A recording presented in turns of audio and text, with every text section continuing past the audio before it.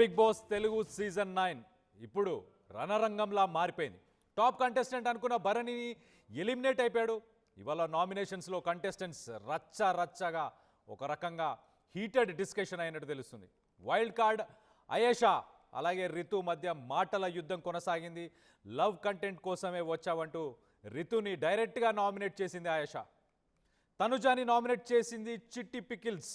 రమ్య మోక్ష ఇంట్లో acting చేస్తున్నారంటూ statement ఇచ్చింది రమ్య.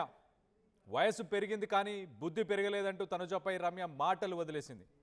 హౌస్లో కంటెస్టెంట్స్ మధ్య ఒక రకంగా హీటెడ్ ఆర్గ్యుమెంట్స్ జరుగుతున్నాయి. ఇప్పుడు హౌస్లో వేడెక్కినట్టు చాలా క్లియర్గా తెలుస్తుంది రెండు ప్రోమోస్లో కూడా. ఈ వారం నామినేషన్లో మరి రమ్య, సాయి, రితు అలాగే తనుజ, దివ్య, రాము, సంజన, కళ్యాణ్ వీళ్ళందరూ ఉండబోతున్నారా? ఈ ప్రోమో చూస్తే మీకేమనిపిస్తుంది? మీ అభిప్రాయాలను కింద కామెంట్ రూపంలో తెలియపరచండి.